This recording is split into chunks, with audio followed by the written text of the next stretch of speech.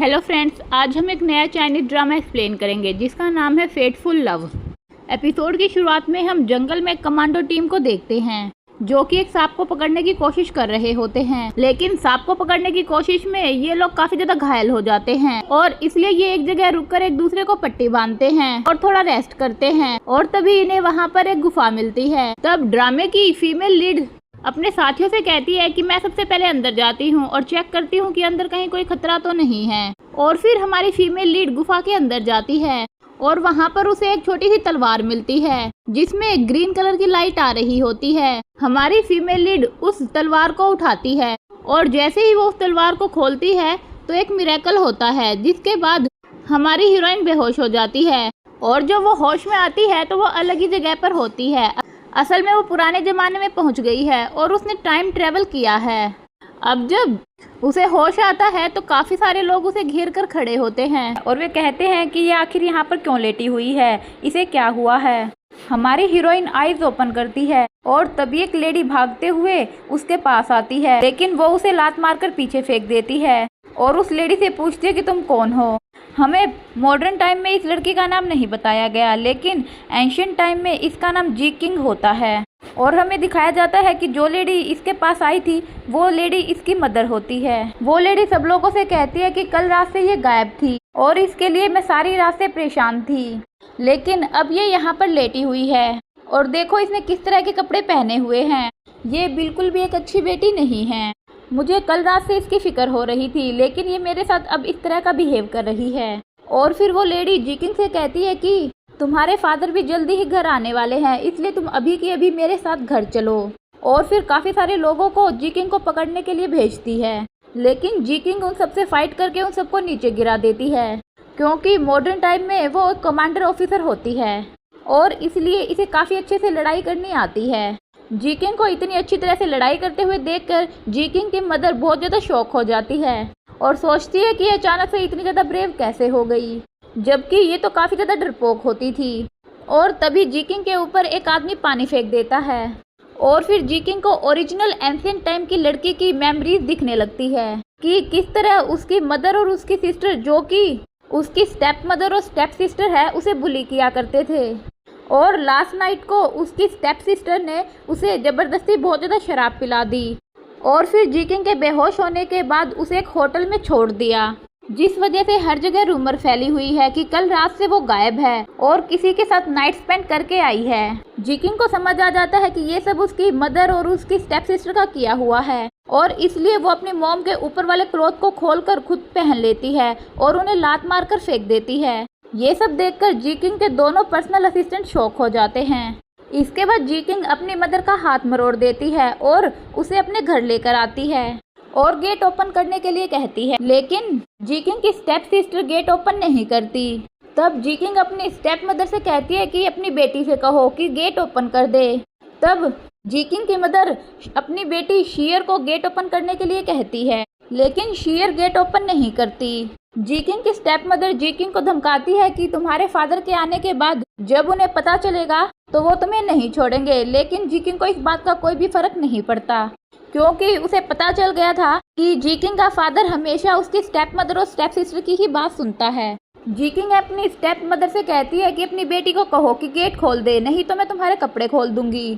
लेकिन शीर अंदर से कहती है कि जब तक फादर नहीं आ जाते तब तक मैं गेट नहीं खोलूंगी। ये सभी तमाशा सारे लोग खड़े होकर देख रहे होते हैं। इसके बाद थोड़ी देर बाद वहाँ पर जी किंग के फादर आ जाते हैं और वो जी किंग से कहते हैं कि तुम ये सब क्या कर रही हो, जल्दी से अपनी मदर का हाथ छोड़ो। लेकिन जी किंग अपनी स्टेप मदर का हाथ नहीं छोड़ती। तब जी किंग का फादर कहता है कि ये हमारे घर का मैटर है, इसलिए हम घर के अंदर चलकर बात करते हैं। ये सब काफी ज्यादा एम्बैरेसिंग हो रहा है, लेकिन जी किंग कहती है कि पहले से ही सब कुछ इतना ज्यादा एम्बैरेसिंग हो चुका है, इसलिए हम यहीं पर डिस्कस करेंगे। ये सब सुनकर जी किंग का फादर जी किंग को मारने के लिए एक छड़ी उठाता है, लेकिन जी किंग उसे पकड़ लेती है और कहती है कि सबसे पहले आप अपनी बेटी से कहिए कि वो गेट ओपन करे। इसके बाद शियर घर के अंदर से बाहर आती है और वो अपनी मदर से कहती है कि मदर क्या आप ठीक हैं, और इनोसेंट सा फेस बनाते हुए कहती है कि आखिर यहाँ पर सब क्या चल रहा है। जी किंग का फादर सबसे पूछते हैं कि ये सब क्या हो रहा है। जी किंग कहती है कि आप अपनी बेटी से पूछिए कि कल रात को क्या हुआ था। शियर ने मुझे जबरदस्ती बहुत ज्यादा वाइन पिलाई और मुझे होटल में ही छोड़कर आ गई। ये सुनकर जीकिंग का फादर शीयर की तरफ देखने लगता है। तब शीयर कहती है कि कल रात काफ़ी ज़्यादा सर्दी थी, इसलिए मैंने थोड़ी सी वाइन जीकिंग को पिला दी ताकि वो थोड़ी वार्म हो सके, लेकिन वो ड्रंक हो गई। इसलिए मैंने होटल के ओनर को पैसे देकर एक कमरा रेंट पे लिया ताकि जीकिंग वहाँ पर रेस्ट कर सके। लेकिन मुझे नहीं पता था कि ये सब हो जाएगा। लेकिन हमें यहाँ पर दिखाया जाता है कि ये सब शीयर ने जानबूझकर किया था और ये शीयर का प्लान था, क्योंकि फोर्थ प्रिंस अपनी प्रिंसेस कॉन्सर्ट को चुनने वाला था और जीकिंग काफ़ी ज़्यादा खूबसूरत है, इसलिए शीयर को डर था कि कभी फोर्थ प्रिंस अपनी प्रिंसेस कॉन्सर्ट के लिए जीकिंग को ना चुन ले। इसलिए जीकिंग को अपने रास्ते से हटाने के लिए शीयर ने ये सब कुछ प्लान किया था ताकि जीकिंग की इमेज खराब हो जाए। और इस काम में शीयर ने होटल के ओनर को भी अपने साथ मिला रखा होता है और वो ओनर सबके सामने आता है और सारा ब्लेम खुद के ऊपर ले लेता है और कहता है कि कल रात चुन फैमिली के एक मेंबर ने मुझसे कमरा मांगा और मुझे लगा कि सभी लोग वहां से जा चुके हैं और मुझे याद नहीं था कि कमरे के अंदर जीकिंग सो रही है और इसलिए मैंने मिस्टर चुन को कमरे के अंदर जाने दिया। ये सब मेरी गलती है, इसलिए आप चाहे तो मुझे पनिश कर सकते हैं। और इन सब के बाद एक और आदमी सामने आता है जो कि शीर के प्लान में हिस्सेदार था। वो आदमी जीकिंग के फादर से कहता है कि कल रात मैं ही जीकिंग के साथ था, आप मुझे पनिश कर सकते हैं, ये सब मेरी गलती है। मिस्टर चुन जीकिंग के फादर से कहता है कि आप चाहो तो जीकिंग की शादी मुझसे कर सकते हो, मैं उसका ख्याल रखूंगा। शीर ये सब देखकर काफी ज्यादा खुश हो रही होती है। वहीं जीकिंग सोचती है कि आखिर ये सब नौटंकी कब तक चलेगी और ये कब खत्म होगा। ये सब सुनकर जीकिंग के फादर काफी ज्यादा वरीड हो जाते हैं और सोचते हैं कि अब वो क्या करें, और वो अपनी बेटी शीर पर गुस्सा करते हैं और कहते हैं कि तुम अपनी बहन को अकेले कैसे छोड़ सकती हो, ये सब तुम्हारी गलती है। तब शीर जीकिंग के पास जाती है और जीकिंग को सॉरी बोलती है, लेकिन जीकिंग शीर को थप्पड़ मार देती है और कहती है कि जब तुम अपनी गलती मान ही चुकी हो तो ऑफ कोर्स तुम्हें पनिशमेंट मिलनी ही चाहिए। ये सब देखने के बाद जीकिंग की स्टेप मदर काफी ज्यादा डर जाती है, लेकिन शीर फिर से जीकिंग के पास आती है और जीकिंग को सॉरी बोलती है और मन ही मन सोचती है कि अब चाहे कुछ भी हो लेकिन इसकी शादी तो हो ही जाएगी। लेकिन जीकिंग फिर से शीर को थप्पड़ मार देती है। तब जीकिंग का फादर कहता है कि शीर ने तुमसे सॉरी बोल दी है, फिर तुम इसे बार बार क्यों मार रही हो। और इसके बाद जीकिंग के फादर सभी लोगों से कहते हैं कि ड्रामा खत्म हो चुका है, तुम सभी लोग अपने अपने घर जाओ। सभी लोग वहाँ से चले जाते हैं, लेकिन वो दोनों लोग अभी भी वहीं पर बैठे होते हैं और जीकिंग के फादर को सॉरी बोलते हैं कि ये सब मेरी गलती है, हमें पनिशमेंट दीजिए। तब जीकिंग उनके पास आती है और उन दोनों को तेज की लात मारती है, जिसके बाद वो दोनों वहाँ से भाग जाते हैं। इसके बाद जीकिंग सभी से कहती है कि मुझे बहुत ज्यादा भूख लगी है, मुझे खाना चाहिए, एंड ये बोलकर जीकिंग घर के अंदर चली जाती है, जबकि शीर और उसकी मदर तो देखते ही रह जाते हैं। इसके बाद हमारे ड्रामे के मेल लीड को दिखाया जाता है जिसका नाम बायू होता है और ये फोर्थ प्रिंस है। बायू का एक आदमी बायू से कहता है कि एन की लीगल डॉटर शीर ने अपनी स्टेप सिस्टर जायक्यू को फ्रेम करने की कोशिश की है, लेकिन बायू कुछ और ही सोच रहा होता है और वो अपने आदमी से कहता है कि मॉक्सुन पॉइजन लेने के बाद भी जायक्यू कैसे जीवित रह सकती है, ये सब काफी ज्यादा स्ट्रेंज है, इसलिए जाकर जल्दी से इन्वेस्टिगेट करो। वहीं दूसरी तरफ जायक्यू घर के अंदर आती है और पूरे मेंशन को देखती है और कहती है कि ये तो काफी ज्यादा आलीशान है, लेकिन बेचारी जीकिंग इतने ज्यादा बुरे हालात में रह रही थी। और इसके बाद वो एक खाने की चीज को लेकर वहीं बैठ जाती है। फैमिली के सभी लोग उसके पीछे आते हैं और कहते हैं कि शीर की गलती है, उसने तुम्हें होटल में अकेला छोड़ दिया, इस वजह से यह सब हो गया, लेकिन क्यों ना अब तुम चैन फैमिली से शादी कर लो, इससे सब कुछ ठीक हो जाएगा। लेकिन जीकिंग शादी करने से मना कर देती है और कहती है कि अगर चैन फैमिली इतनी अच्छी है तो आप शीर की शादी उससे करवा दे। और वैसे भी शीर ने कहा था कि वो आदमी काफी ज्यादा हैंडसम है, इसका मतलब शीर उस आदमी को पसंद करती है, लेकिन मैं चैन फैमिली में शादी नहीं करूंगी। जीकिंग की मदर और उसके स्टेप सिस्टर शीर फिर से जीकिंग को फ्रेम करने की कोशिश करते हैं ताकि जीकिंग किसी भी तरह चैन फैमिली में शादी करने को हाँ कर दे, लेकिन जीकिंग साफ साफ मना कर देती है। इसके बाद जीकिंग की मदर शीर को जीकिंग को चाय देने के लिए कहती है। शीर जीकिंग को चाय देती है और कहती है कि अगर तुम इसे पी लोगी तो मुझे लगेगा कि तुमने मुझे माफ कर दिया, लेकिन जीकिंग उस कप को पकड़कर उसे फेंक देती है और कहती है कि कल रात जो कुछ भी तुमने किया उसके बाद क्या तुम्हें लगता है कि मैं तुम पर विश्वास करूंगी। और इसके बाद जीकिंग अपने रूम में चली जाती है। जिकिंग एक रूम में जाने लगती है, लेकिन जिकिंग की सर्वेंट कहती है कि इस रूम में जाना मना है, आपका रूम ये नहीं है। और फिर वो जिकिंग को उसके रूम में लेकर जाती है। जिकिंग उस रूम में जाने के बाद अपने सर्वेंट से कहती है कि क्या मैं यहाँ रहती हूँ, तो काफी छोटा रूम है, जिस पर जिकिंग की सर्वेंट हाँ कहती है। और फिर वो जिकिंग से कहती है कि आप यहीं रुकिए, मैं आपके लिए कुछ खाने के लिए लेकर आती हूँ। इसके बाद जिकिंग पूरे रूम की चीजों को चेक करती है, जहाँ पर उसे एक इंस्ट्रूमेंट मिलता है, इसे टच करने पर उसे जिकिंग की मेमोरी फिर से दिखाई देने लगती है। जिकिंग बचपन में अपनी मदर के साथ इसे प्ले किया करती थी और काफी ज्यादा खुश रहती थी। और फिर जिकिंग सोचती है कि मुझे तो पता ही नहीं था कि जिकिंग की मदर इतनी ज्यादा खूबसूरत है। इसके बाद जिकिंग को एक ब्लैक कलर का बॉक्स वहाँ पर दिखता है, जिसे टच करने के बाद उसे कुछ मेमोरी फिर से दिखाई देती है कि उस बॉक्स में जिकिंग की मदर अपनी ज्वेलरी रखा करती थी और उसी बॉक्स में जिकिंग की मदर उस नाइफ को भी रखती थी, जो नाइफ उसे गुफा में मिला था और जिसे खोलने के बाद जिकिंग इस एंशिएंट टाइम में पहुंच गई थी। जिकिंग उस बॉक्स में नाइफ को ढूंढने लगती है, लेकिन उसे कुछ नहीं मिलता। के बाद जिकिंग की सर्वेंट वहां पर आती है और जिकिंग को खाने के लिए देती है। इसे खाने से पहले जिकिंग सर्वेंट से कहती है कि मुझे सिल्वर का कुछ ला कर दो। तब जिकिंग की सर्वेंट पूछती है कि आपको सिल्वर ज्वेलरी क्यों चाहिए। तब जिकिंग कहती है कि मैं सिल्वर से पॉइजन टेस्ट करना चाहती हूँ। तब सर्वेंट कहती है कि अगर आपको मुझ पर शक है तो पहले मैं ही इसे खाकर दिखा देती हूँ, इसमें कोई पॉइजन नहीं है। इस पर जिकिंग कहती है कि रहने दो और फिर वो उस खाने को खा लेती है। इसके बाद हमें महल दिखाया जाता है, जिसमें एक मीटिंग हो रही होती है और वहाँ पर काफी सारे मंत्री भी होते हैं। और जो किंग है वो अपने फोर्थ प्रिंस का वेट कर रहा होता है और वहीं पर सेकंड प्रिंस भी होता है, जो कि सोच रहा होता है कि अभी तक फोर्थ प्रिंस ने मॉक्सन पॉइजन ले लिया होगा और फोर्थ प्रिंस तो मर ही चुका होगा। तभी किंग अपने सर्वेंट से पूछते हैं कि आखिर फोर्थ प्रिंस अभी तक क्यों नहीं आए हैं, आखिर फोर्थ प्रिंस कहाँ हैं। जिस पर वो सर्वेंट बताता है कि फोर्थ प्रिंस ने कल रात काफी ज्यादा ड्रिंक कर ली थी और शायद वो अभी भी सो रहे हैं। इस बात पे किंग काफी ज्यादा गुस्सा होता है। तभी सेकंड प्रिंस किंग से कहता है कि मुझे नहीं लगता फोर्थ प्रिंस यहाँ पर आएंगे।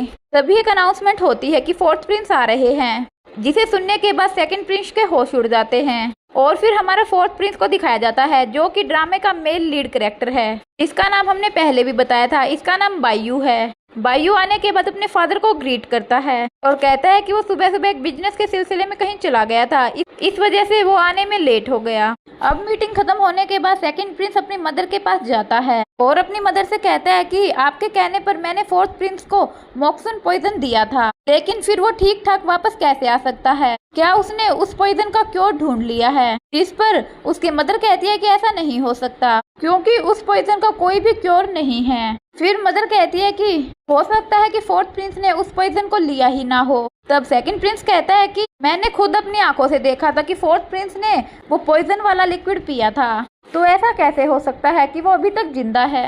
यहाँ हमें पता चलता है कि सेकंड प्रिंस अपनी मदर के साथ मिलकर फोर्थ प्रिंस को मारना चाहता है। और तभी वहाँ पर सेकंड प्रिंस की सिस्टर आती है और कहती है कि सभी जगह रूमर्स फैली हुई है कि होन की लीगल डॉटर ने अपनी सिस्टर को फ्रेम करने की कोशिश की है और वो पूरी रात बाहर नाइट स्पेंड करके आई है, जिसमें फोर्थ प्रिंस का भी नाम शामिल है। ये बात सुनने के बाद मदर को ये बात का यकीन नहीं होता और वो इस बात का फायदा उठाने की कोशिश करती है। वहीं दूसरी तरफ हमें जिकिंग को दिखाया जाता है, जो कि मेंशन में घूम रही होती है और एक जगह बैठकर वो गुफा वाली बात को याद कर रही होती है कि जब उसने नाइफ को उठाया और उसे खोला तब एक ग्रीन लाइट आई थी, जिसके बाद वो बेहोश हो गई और यहाँ पर पहुँच गई। और फिर वो सोचती है कि क्या मैं सपना देख रही हूँ और ये सपना कितनी और लंबा चलेगा, पता नहीं मेरे साथ के लोग मुझे ढूंढ पाएंगे भी या नहीं। और फिर वो खुद से ही कहती है कि मैं यहाँ पर ऐसे बैठी नहीं रह सकती, मुझे कुछ ना कुछ तो करना ही पड़ेगा ताकि मैं इसी नींद में ना रह जाऊं। मुझे जल्द से जल्द उस तलवार को ढूंढना होगा ताकि मैं अपने घर वापस जा सकूं। एपिसोड की शुरुआत में हम देखते हैं कि जिकिंग अपने रूम में कुछ ढूंढ रही होती है,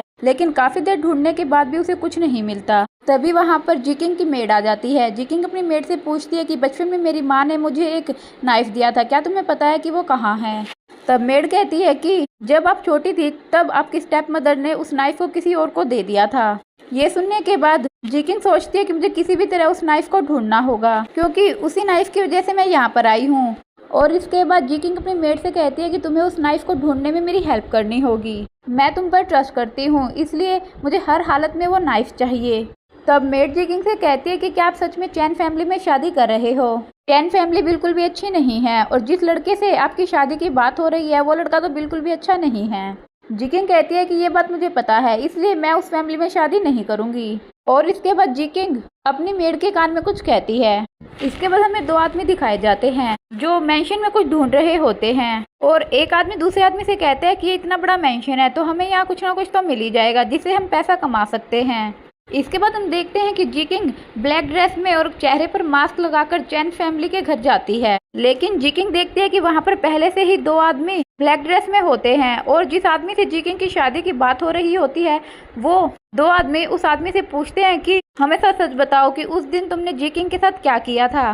तब वो आदमी कहता है कि उस दिन कुछ भी नहीं हुआ था, बल्कि ये सब कुछ करने के लिए मुझे शीर ने पैसे दिए थे और कहा था कि मैं सारा ब्लेम खुद के ऊपर ले लूं। जी किंग ये सारी बातें सुन रही होती है।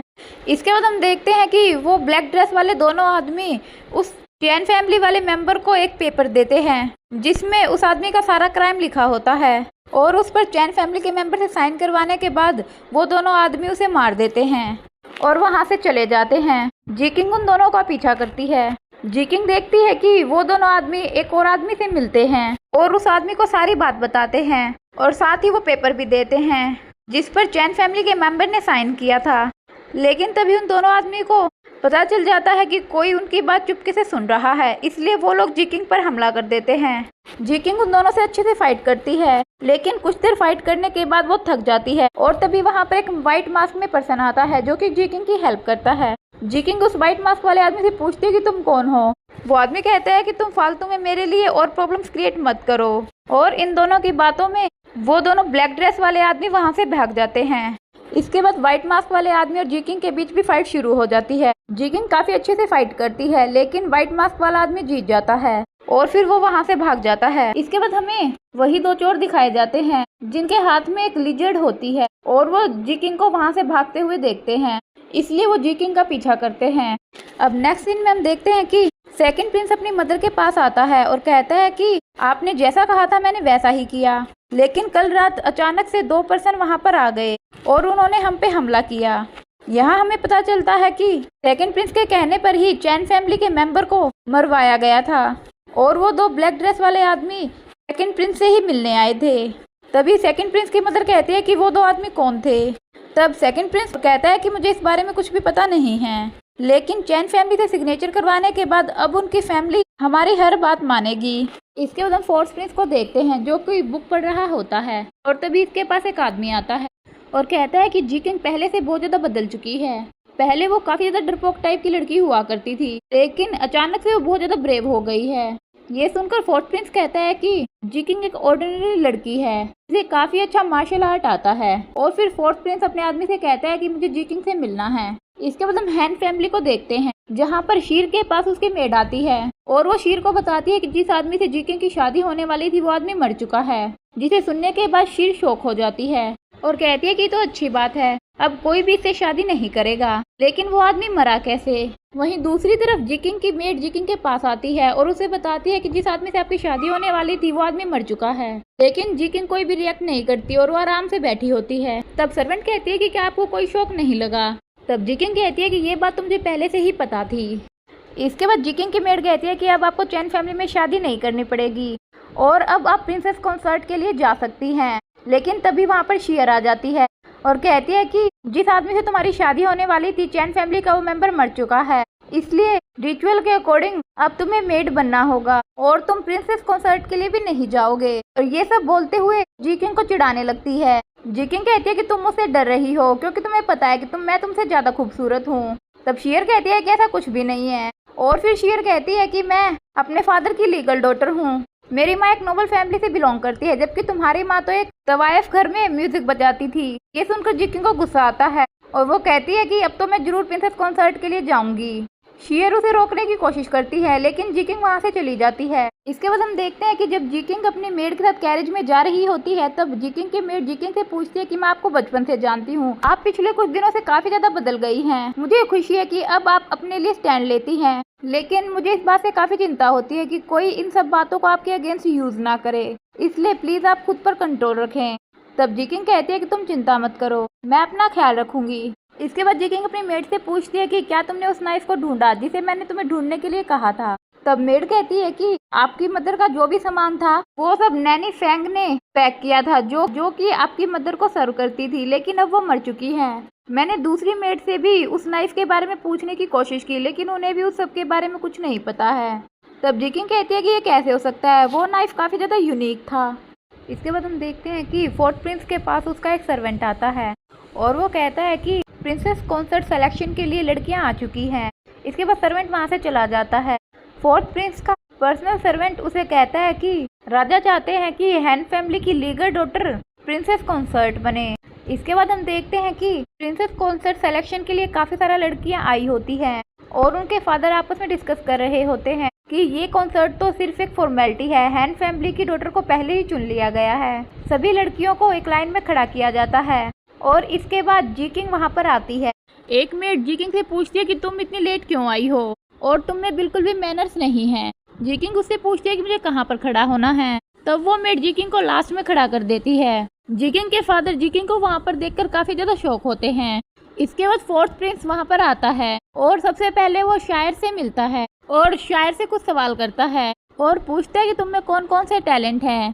शेयर उसे अपने बारे में बताती है। इसके बाद फोर्थ प्रिंस शेयर से पूछते है कि क्या तुम किसी को मार सकती हो। तब शेयर एकदम से शॉक हो जाती है और फिर कहती है कि मैंने कभी किसी एक चिकन को भी मरते हुए नहीं देखा है, मैं एक नोबल फैमिली की लड़की हूँ, तो मैं किसी को कैसे मार सकती हूँ। तभी फोर्थ प्रिंस कहता है कि मैं तो सिर्फ मजाक कर रहा था और ये सब बोलते हुए वो जिकिंग की तरफ देखता रहता है। जिकिंग सोचती है कि ये आंखें तो मैंने पहले भी देखी है, ये कौन है। इसके बाद फोर्थ प्रिंस जिकिंग के पास जाता है। जिकिंग का फादर फोर्थ प्रिंस से कहता है कि जिकिंग मेरी छोटी बेटी है, लेकिन ये आपके लिए ठीक नहीं होगी, आप प्लीज इसे माफ कर दीजिए। लेकिन फोर्थ प्रिंस जिकिंग से पूछते है कि तुम्हें क्या क्या आता है। जिकिंग कहती है कि मुझे कुछ भी नहीं आता है। तब फोर्थ प्रिंस पूछता है कि क्या तुम्हें खाना बनाना, घर के काम करना, सब फ्लावर्स डेकोरेट करना, क्या तुम्हें ये सब कुछ आता है। तब जिकिंग कहती है कि नहीं, मुझे इनमें से कुछ भी नहीं आता। जिकिंग का फादर जिकिंग की तरफ से फोर्थ प्रिंस से माफी मांगता है, लेकिन फोर्थ प्रिंस सब में ऐलान करता है कि उसने जिकिंग को प्रिंसेस कॉन्सर्ट के लिए चुना है। तभी जिकिंग का फादर कहता है कि आप ऐसा मत कीजिए, शेयर जिकिंग से काफी ज्यादा टैलेंटेड है और वही आपके लिए ठीक होगी। लेकिन फोर्थ प्रिंस उनकी बात नहीं सुनता। तभी एक आदमी फोर्थ प्रिंस के पास आता है और कहता है कि प्रिंसेस कॉन्सर्ट का सिलेक्शन किंगडम के ओनर को अफेक्ट करता है। हैन जिकिंग के बारे में एक स्कैंडल चल रहा है कि वो पूरी रात एक होटल में बाहर किसी के साथ बिता कर आई थी। तब फोर्थ प्रिंस कहता है कि किस तरह का स्कैंडल, क्या वो अपनी मर्जी से वहाँ पर गई थी, और अगर वो अपनी मर्जी से वहाँ पर नहीं गई तो ये स्कैंडल कैसे हो सकता है। तब वो आदमी कहता है कि आप एक बार फिर से अपने डिसीजन के बारे में सोच लें, अगर आप जिकिंग को सिलेक्ट करते हैं तो सभी के लिए आप लाफिंग स्टॉक बन जाएंगे और सभी लोग आप पर हंसेंगे। तब फोर्थ प्रिंस कहता है कि मैं भी देखना चाहता हूँ कि कौन मुझ पर हंसता है। इसके बाद वो आदमी कहता है कि लेकिन जिकिंग एक कॉन्क्यूबाइन की डॉटर है और वो प्रिंसेस कॉन्सर्ट बनने के लिए फिट नहीं है, और अगर आप जिकिंग को सेलेक्ट करते हैं तो आप ट्रेडिशन को ब्रेक करेंगे और इससे राजा भी नाराज होंगे। तब फोर्थ प्रिंस सब पर गुस्सा करता है और कहता है कि मैंने जिकिंग को प्रिंसेस कॉन्सर्ट के लिए चुना है और अब से तुम सभी लोग उसकी रिस्पेक्ट करोगे, और अगर किसी ने भी उसकी इंसल्ट की तो इसका मतलब उसने मेरी इंसल्ट की है। सभी लोग ये सुनकर कुछ भी नहीं बोल पाते। जिकिंग तो ये सब देखकर काफी ज्यादा बोर हो रही होती है और काफी शॉक्ड भी होती है कि फोर्थ प्रिंस ने उसे चुना है। इसके बाद फोर्थ प्रिंस बायू जिकिंग के पास आता है और उसका हाथ पकड़कर चलने लगता है, लेकिन जिकिंग उसे रोकती है। तभी जिकिंग की नजर उसी नाइफ पर पड़ती है जिसे वो ढूंढ रही होती है और वो बायू के पास होती है। बायू जिकिंग से पूछते है कि क्या हुआ। तब जिकिंग कहती है कि कुछ नहीं। बायू जिकिंग से पूछते है कि क्या तुम मेरे साथ चलना चाहोगी।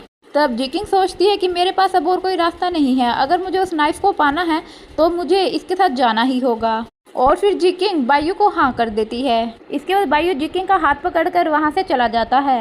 अब जब वो दोनों कैरे से जा रहे होते हैं तो आसपास के लोग बातें कर रहे होते हैं कि फोर्थ प्रिंस ने जिकिंग को चूज किया है, जो कि कुछ दिन पहले होटल में किसी के साथ थी, और ये बात करके सभी लोग हंस रहे होते हैं। और तभी वहाँ पर हम वही दो चोरों को देखते हैं।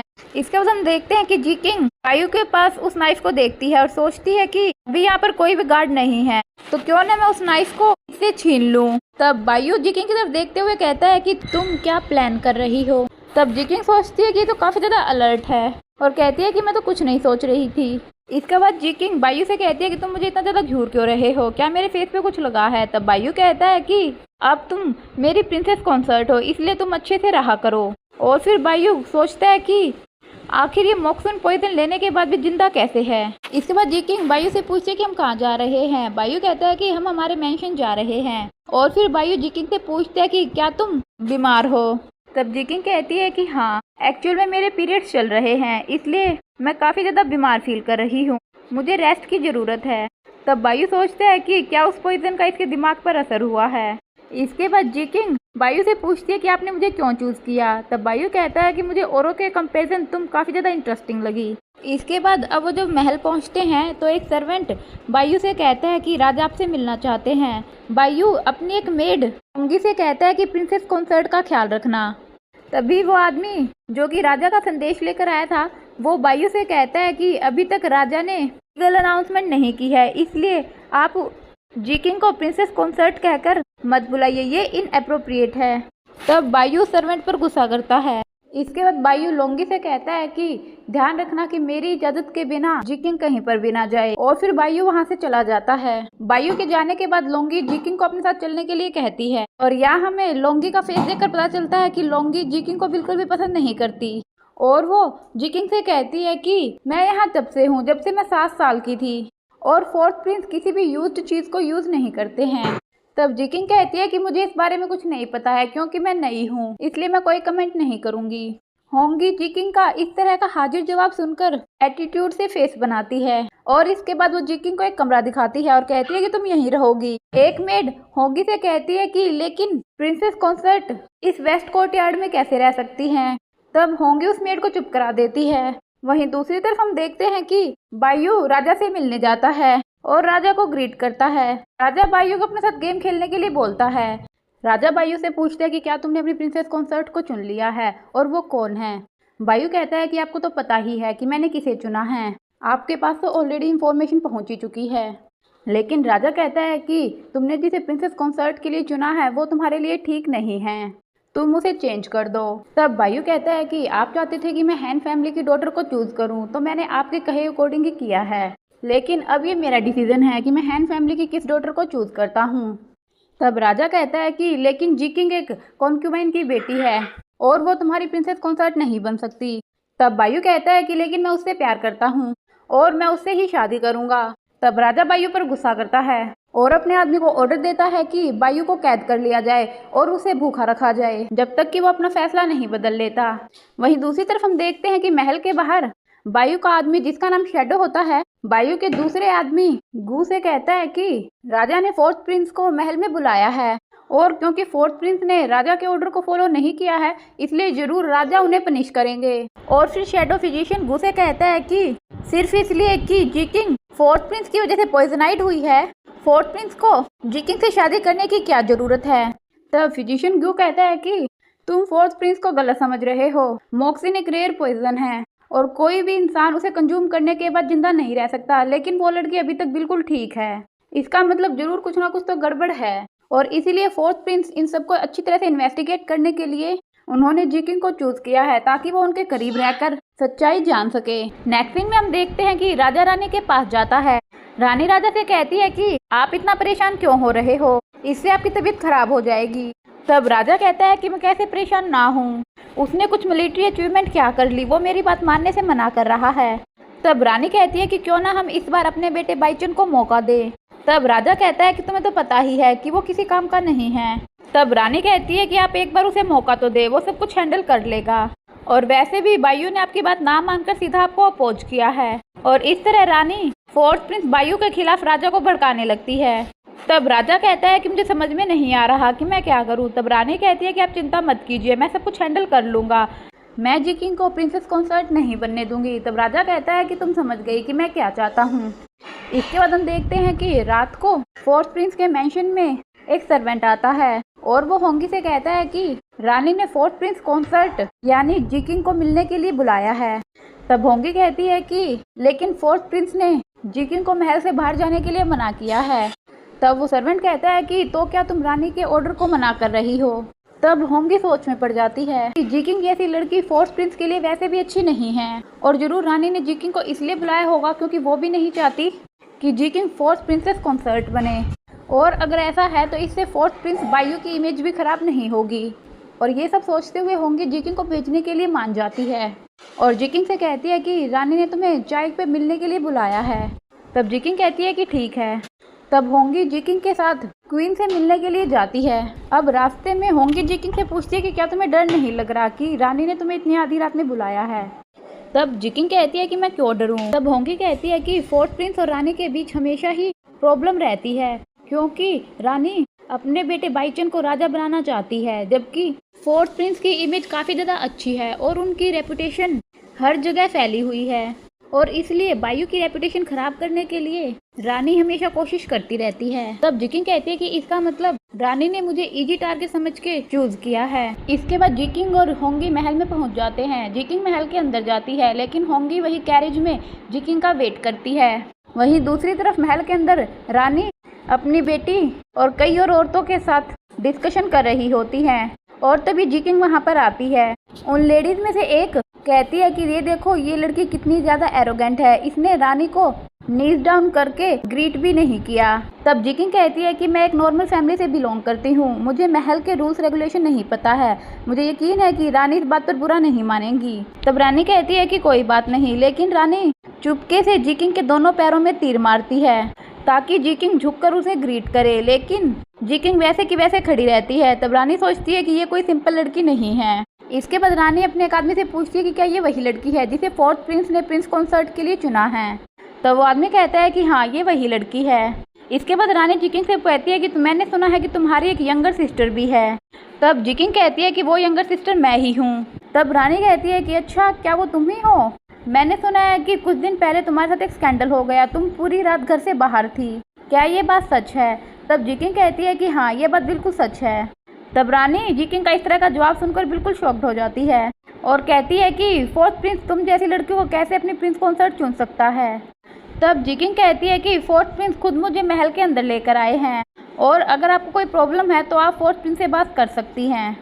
तब रानी कहती है कि ठीक है, अगर फोर्थ प्रिंस ने तुम्हें चुना है तो जरूर कुछ सोचकर ही उसने ऐसा किया होगा। और फिर वो जीकिंग को चाय पीने के लिए देती है। जीकिंग देखती है कि उस चाय में हुजन पॉइजन मिला हुआ है, इसलिए वो कप नहीं उठाती। वहाँ पर बैठी और लड़कियाँ ये देखकर कहती है कि रानी ने खुद तुम्हें चाय पीने के लिए दी है और अगर तुम इसे मना करोगी तो इसका मतलब तुम उनकी इंसल्ट करोगी। और तभी रानी खुद आकर चाय का कप जीकिंग को देती है और सोचती है कि इसे पीने के बाद तुम 7 दिन में मर जाओगी। तब जीकिंग उस कप को ले लेती है और रानी को थैंक यू बोलती है और सोचती है कि अगर तुम मेरे साथ गेम खेलना चाहती हो तो ठीक है। और फिर जीकिंग चाय पी लेती है। रानी पूछती है कि तुम्हें चाय कैसी लगी। तब जीकिंग कहती है कि चाय का टेस्ट काफ़ी अच्छा था। और इसके बाद रानी जीकिंग को कहती है कि आज से 7 दिन बाद तुम्हारे एंगेजमेंट की लीगल अनाउंसमेंट कर दी जाएगी, इसलिए तुम अच्छे से तैयार रहना। तब जीकिंग सोचती है कि इसका मतलब रानी ने उसी दिन को मेरा डेथ डे चूज किया है और इसीलिए इन्होंने जानबूझकर हुइजन पॉइजन जैसा स्लो पॉइजन मुझे दिया है जिसके इफेक्ट में ठीक 7 दिन लगेंगे। और इसके बाद जीकिंग वहाँ से चली जाती है और जैसे ही जीकिंग अपने कैरेज में पहुँचती है तो वो उल्टे करने लगती है। होंगी उसे देखकर डर जाती है और पूछती है कि तुम्हारे साथ क्या हुआ। तब जीकिंग उसे चुप रहने के लिए कहती है। वहीं दूसरी तरफ राजा रानी से पूछता है कि क्या तुमने वो काम कर दिया जो मैंने तुमसे कहा था। तब रानी कहती है कि हाँ मैंने उसे हुइजन पॉइजन दिया है जिस वजह से वो 7 दिन में मर जाएगी और उसके सिम्टम देखकर कोई भी ये नहीं बता सकता कि उसे पॉइजन दिया गया है क्योंकि उसके सिम्टम ट्यूबरक्लोसिस जैसे होते हैं। अब वो श्योरली मर जाएगी और वो प्रिंसेस कॉन्सर्ट भी नहीं बन पाएगी। वहीं दूसरी तरफ हम देखते हैं कि होंगी जीकिंग को देख रही होती है। जीकिंग होंगी से कहती है कि तुम मुझे ऐसे क्यों देख रही हो, तुम्हारी वजह से ये सब कुछ हुआ है। और फिर जीकिंग अपने दोनों पैरों पर कपड़ा बांधकर उन दोनों तीरों को अपने घुटने से निकालती है। होंगी ये सब कुछ देख रही होती है और होंगी कहती है कि मैंने तुम्हें पहचानने में गलती की, मुझे माफ़ कर दो, मैं आइंदा आगे से ऐसा नहीं करूँगी। तब जीकिंग कहती है कि ठीक है, लेकिन तुम इस बारे में किसी को भी कुछ नहीं बताओगी, यहाँ तक कि फोर्थ प्रिंस को भी नहीं। तब होंगी कहती है कि आप ऐसा क्यों चाहती हो। तब जीकिंग कहती है कि रानी और फोर्थ प्रिंस के बीच पहले से ही मिसअंडरस्टैंडिंग्स हैं और अगर फोर्थ प्रिंस को ये सब पता चला तो ये सब बातें और भी ज़्यादा बढ़ जाएंगी और मैं ऐसा नहीं चाहती। इसके बाद जीकिंग लोंगी से पूछती है कि फोर्थ प्रिंस बायू हमेशा अपने साथ एक तलवार रखते हैं, क्या तुम जानती हो कि वो क्या है? तब होंगी कहती है कि मैं जब इस मेंशन में आई थी तब से फोर्थ प्रिंस उसे अपने साथ रखते हैं। वहीं दूसरी तरफ राजा रानी से कहता है कि आज रात हम बायू को भी छोड़ देंगे। तब रानी कहती है कि नहीं, अगर हमने बायू को छोड़ दिया तो उसके पास काफ़ी ज़्यादा अच्छे डॉक्टर्स हैं और वो पता लगा लेगा कि जीकिंग को कौन सा पॉइजन दिया गया है और वो उसका क्योर भी ढूंढ लेगा। इसलिए अच्छा होगा कि हम उसे कुछ दिन बाद छोड़ें, और तब चाहकर भी बायू कुछ नहीं कर पाएगा। तब राजा कहता है कि हाँ, तुम ठीक कह रही हो। अब नेक्स्ट डे आता है। जीकिंग अपने महल में अच्छे से खा पी रही होती है। तभी होंगी आकर जीकिंग को बताती है कि सेकंड प्रिंस कॉन्सर्ट और उनकी सिस्टर जिंगशी आपसे मिलने आई है। तब जीकिंग पूछती है कि वो दोनों कौन हैं। तब होंगी जीकिंग को बताती है कि वो दोनों रानी की भतीजियां हैं। रानी की बड़ी भतीजी जिंग क्वीन ने रानी के बेटे से शादी कर ली, जिससे दोनों फैमिली काफ़ी ज़्यादा क्लोज आ गई। लेकिन ये दोनों ही बिल्कुल भी अच्छी नहीं हैं और ज़रूर यहाँ भी ये कोई बुरे इरादों से ही आई होंगी। और साथ ही जिंगशी फोर्थ प्रिंस से शादी करना चाहती हैं, लेकिन दोनों मेंशन के बीच मैरिज एग्रीमेंट नहीं हो सकता क्योंकि जिंगशी जनरल की डॉटर है, और अगर वो जनरल की डॉटर नहीं होती तो अभी तक वो फोर्थ प्रिंस से शादी कर चुकी होती। तब जीकिंग कहती है कि हाँ, कल मैं इन लोगों से मिली थी और कल रानी ने मेरे साथ गेम खेला था, इसलिए आज मैं उनके साथ खेलूंगी। और इसलिए जीकिंग लोंगी को अपने नाटक में साथ देने के लिए कहती है। फिर हम देखते हैं कि जिंकिन और जिंगशी दोनों जीकिंग का वेट कर रही होती है। जीकिंग उन दोनों के सामने आती है जिसकी हालत बहुत ही ज़्यादा बुरी होती है। जीकिंग उन दोनों से कहती है कि मैं उठकर आप लोगों का अच्छे से स्वागत नहीं कर सकती क्योंकि मैं काफ़ी ज़्यादा बीमार हूँ। तब जीकिंग कहती है कि कोई बात नहीं, लेकिन जिंगशी कहती है कि तुम हमारे साथ इस तरह के एटीट्यूड से कैसे बात कर सकती हो, तुम एक कॉन्क्यूबाइन की डॉटर हो और तुम फोर्थ प्रिंस नहीं बन सकती। और फिर जिंगशी जिंगक्विन को गाली देती है, जिसके बाद जिंगक्विन जानबूझकर नाटक करती है कि वो ये सुनकर बहुत ज़्यादा बीमार हो गई है और उसकी हालत काफ़ी ज़्यादा खराब हो गई है। और इस नाटक में जिंगक्विन की होंगी भी उसका साथ देती है। जिंगक्विन और जिंगशी ये देखकर काफ़ी ज़्यादा डर जाते हैं और जिंगक्विन सभी से कहती है कि जल्दी जाओ, डॉक्टर को बुला कर लाओ, अगर फोर्थ प्रिंस मर गई तो आज तुम सभी मारी जाओगी। और फिर जिंगक्विन जानबूझकर जिंगशी के ऊपर खून की उल्टी कर देती है और जिंगशी की तरफ पॉइंट करते हुए कहती है कि तुमने मुझे जानबूझकर गाली दी। तब जिंगशी काफ़ी ज़्यादा डर जाती है और कहती है कि नहीं नहीं, तुम प्रिंस कॉन्सर्ट हो, सब मेरी गलती है। तब जिंकिंग कहती है कि मैंने तुम पर ब्लड की उल्टी कर दी, पता नहीं इससे ये बीमारी हो सकता है कि तुम्हें भी हो जाए और हो सकता है कि कुछ दिन बाद मेरी जगह तुम हो, आई एम सॉरी। लेकिन जिंगशी ये सुनकर काफ़ी ज़्यादा डर जाती है और तभी डॉक्टर वहाँ पर आता है और वो जिंकिंग को चेक करता है और कहता है कि जिंकिंग को ट्यूबरक्लोसिस हुआ है। जिंकिंग सोचती है कि मदर इन लॉ ने ठीक ही कहा था, जिंकिंग पर पॉइजन का असर हो रहा है। डॉक्टर सेकंड प्रिंस कॉन्सर्ट से कहता है कि मैं भी इन्हें एक्यूपंक्चर दे देता हूँ जिससे शायद ये कुछ दिन और जिंदा रह सके। तब सेकंड प्रिंस कॉन्सर्ट कहती है कि ठीक है और फिर डॉक्टर जिंकिंग का इलाज करके वहाँ से चला जाता है। इसके बाद जिंक्विन और जिंगशी भी वहाँ से चले जाते हैं, लेकिन जिंगशी काफ़ी ज़्यादा डरी होती है। उन दोनों के वहाँ से जाने के बाद जिंक्विन अपना एक्ट ख़त्म करती है क्योंकि वो असल में बीमार नहीं थी, वो तो सिर्फ उन दोनों को डराने के लिए नाटक कर रही थी ताकि उन्हें लगे कि सच में पॉइजन का असर उस पर हो रहा है। अब नेक्स्ट सीन में हम उन्हीं दो भिखारियों को देखते हैं जिन्हें हमने पहले देखा था और उनमें से जो आदमी होता है वो कहता है कि मैंने पॉइजन बना लिया है और इसे हम जिंकिंग पर टेस्ट कर सकते हैं और इसे पता लगा सकते हैं कि जिंकिंग आइसलैंडर है या नहीं। तब वो दूसरी भिखारिन कहती है कि लेकिन अगर जिंकिंग आइसलैंडर नहीं हुई तो वो तो इस जहर से मर जाएगी। तब वो पहला आदमी कहता है कि नहीं, हम उसे एंटीडोट दे देंगे, लेकिन अगर वो आइसलैंडर निकली तो हम नंजाऊ के किंग को इस बारे में बताएंगे जिससे वो हमें बहुत ज़्यादा पैसे देंगे, जिससे हम काफ़ी अमीर हो जाएंगे। इसके बाद हम देखते हैं कि राजा बायू को छोड़ देता है। राजा बायू से कहता है कि इतने दिन भूखे रहने के बाद भी तुमने मेरी बात नहीं मानी। तब बायू कहता है कि मैं जिंकिंग से प्यार करता हूँ, प्लीज़ मेरी विश पूरी कर दीजिए। तब राजा कहता है कि ठीक है, तुम जिंकिंग से शादी कर सकते हो, कल जिंकिंग के घर पर जाकर लीगल अनाउंसमेंट कर दी जाएगी। तब बायू ये बात सुनकर खुश हो जाता है और फिर बायू राजा के महल से बाहर आता है और जब वो राजा के मैंशन से बाहर आता है तो वहाँ पर वो अपने दोनों गार्ड शैडो और बू से मिलता है। शैडो बायू को बताता है कि जिस दिन आपको अरेस्ट किया गया था राजा ने हमें भी अरेस्ट करवा दिया था और हमें पता चला है कि आपके मैंशन से जाने के बाद रात को रानी ने जिंकिंग को बुलाया था और उसके बाद जिंकिंग को ट्यूबरक्लोसिस की बीमारी हो गई है। तब बायू कहते हैं कि अच्छा चलो चलकर देखते हैं। बायू जिंकिंग से मिलने आता है। जिंकिंग फिर से बीमार होने का नाटक करती है। बायू जिंकिंग से पूछते हैं कि रानी ने तुम्हें किस तरह की चाय दी थी। तब जिंकिंग बता देती है बायू अपने डॉक्टर से कहता है कि जिकिन को चेक करो। तब जिकिन कहती है कि मुझे ऑलरेडी डॉक्टर ने चेक कर लिया है, डॉक्टर ने बताया है कि मुझे ट्यूबरक्लोसिस हो गया है। तब बायू पूछता है कि तुम्हें अचानक से ट्यूबरक्लोसिस की बीमारी कैसे हो गई। तब जिकिन कहती है कि शायद ठंड की वजह से मुझे ट्यूबरक्लोसिस की बीमारी हो गई। इसके बाद बायू का डॉक्टर जिकिन को चेक करता है और वो भी यही बताता है कि जिकिन को ट्यूबरक्लोसिस है, लेकिन अभी के लिए उसकी कंडीशन स्टेबल है। इसके बाद सभी वहाँ से चले जाते हैं। सभी के जाने के बाद बायू जिकिन के थोड़ा क्लोज आता है। जिकिन डर जाती है और जानबूझकर खांसने लगती है और बायू से कहती है कि मेरे क्लोज मत आओ, हो सकता है कि तुम्हें भी इन्फेक्शन हो जाए। तब बायू कहता है कि तुम चिंता मत करो। इसके बाद जिकिन बायू की तलवार को देखती है और कहती है कि आपकी तलवार बहुत ही ज़्यादा यूनिक है।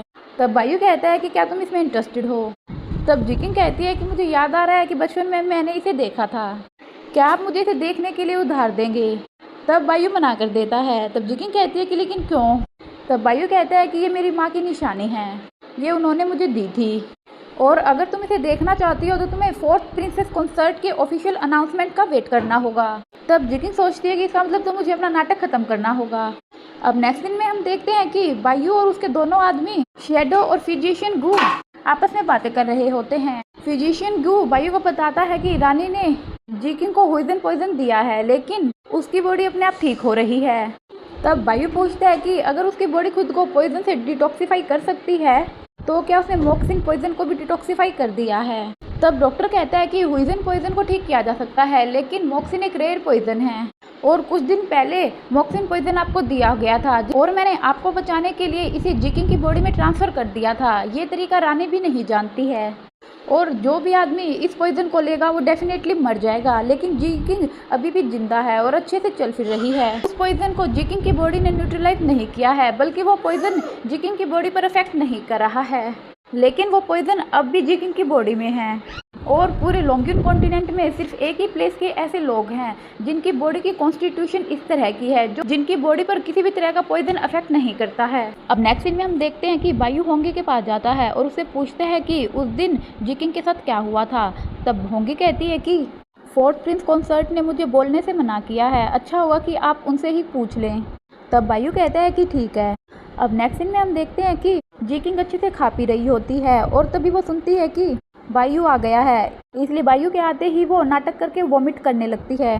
बायू जिकिन से पूछते हैं कि तुम वॉमिट क्यों कर रही हो। तब जिकिन कहती है कि मुझसे कुछ भी अच्छे से खाया पिया नहीं जा रहा, लेकिन बायू वहाँ पर रखी चीज़ों को देखकर समझ जाता है कि जिकिन काफ़ी कुछ खा चुकी है और वो जिकिन से कहता है कि हमें तुम्हारे घर जाना है क्योंकि आज हमारी इंगेजमेंट की लीगल अनाउंसमेंट होने वाली है और मैं भी तुम्हारे साथ चलूँगा। तब जिकिन कहती है कि ठीक है और इसके बाद दोनों जिकिन के घर यानी चांसलर मैंशन जाते हैं। जिकिन के घर पर जिकिन का फादर और सभी लोग उनका वेलकम करते हैं। जिकिन वहाँ पर भी नाटक करती है कि उससे बिल्कुल भी चला नहीं जा रहा। बायू जिकिन को चलने में मदद करता है। जिकिन की सिस्टर जिकिन से कहती है कि तुम तो काफ़ी बीमार लग रही हो, ऐसा लग रहा है कि तुम तो लीगल अनाउंसमेंट का लेटर भी नहीं ले पाओगी और अगर ऐसा हुआ तो इससे फादर और सेकंड प्रिंस की काफ़ी ज़्यादा इंसल्ट होगी। तब बायू शायर को चुप करवाता है।